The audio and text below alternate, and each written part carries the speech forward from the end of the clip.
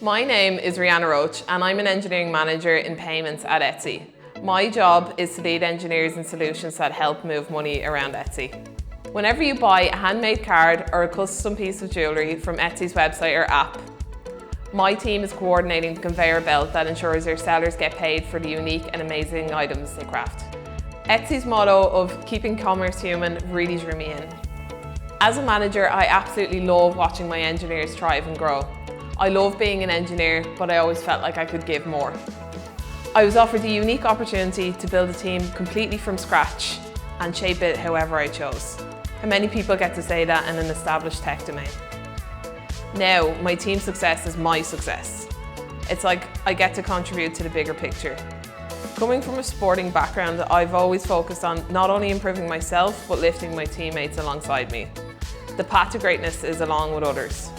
Oscillating between being a team player and a leader has always been in my blood.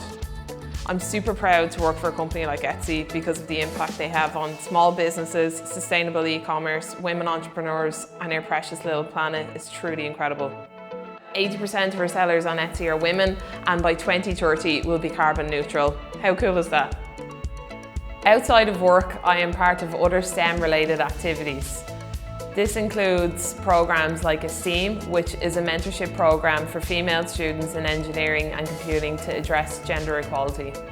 Pre-COVID, I would regularly present at colleges and universities. I've spoken at DTS, which is Dublin's Tech Summit, and TUD's Equality, Diversity and Inclusion, EDI, seminar.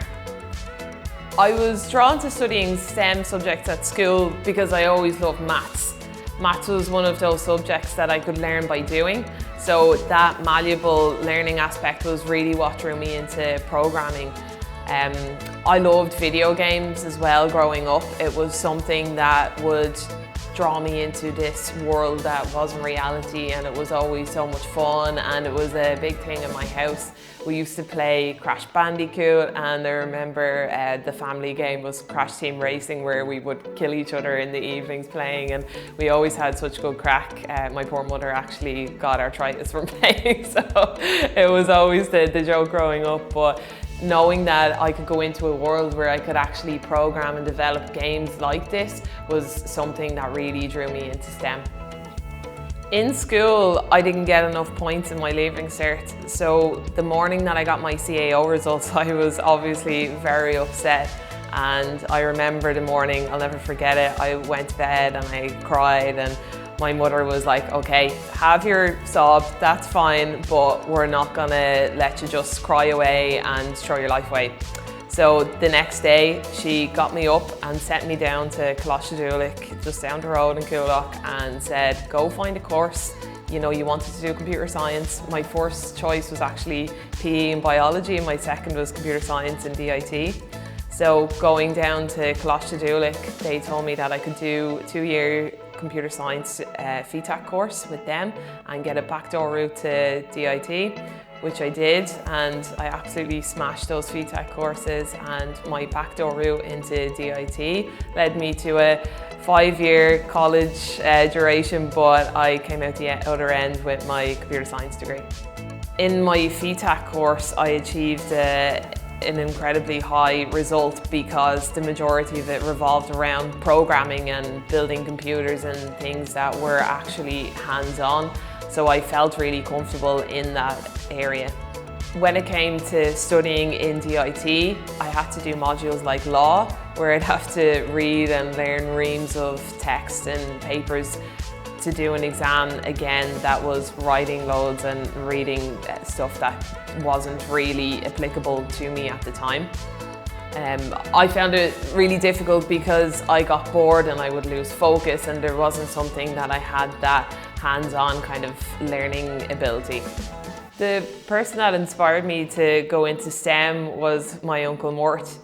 He always had the coolest and the latest gadgets that were going, and because my family come from a disadvantaged area, we just never had the money to be able to afford this kind of stuff. So whenever I would see my uncle or he would come over to us, he'd always bring these cool gadgets and bits of tech that he was able to acquire. Those gadgets and cool tech always piqued my interest, and it was really what drew me into STEM because it was something that I always found really interesting.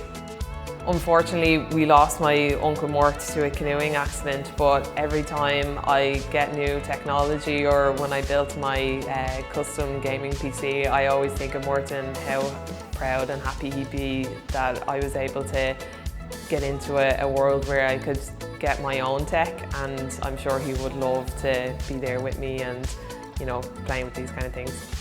A challenge that I still face in my career and everyday working life today is that I find it really difficult to learn something if it's not hands-on, and if it's just revolved around learning and reading text, then I find that I can't learn it properly, so I need something that I can get my hands stuck into. A perception that I had of STEM was that it was going to be really difficult to be a woman and a gay woman in a male-dominated field. And as daunting as it seemed, that wasn't the actual truth, and my journey was really enjoyable actually. When it comes to the gender gap, sometimes you have to fake it till you make it, but when you truly discover yourself and you grow that confidence, you'll overcome all those issues. If I was to give any advice to girls in school, is that intelligence isn't proven by your grades and results. You don't have to get A's to be good at STEM. Hard work and dedication are what can get you to that path, and you can really excel if you have that amazing passion for it.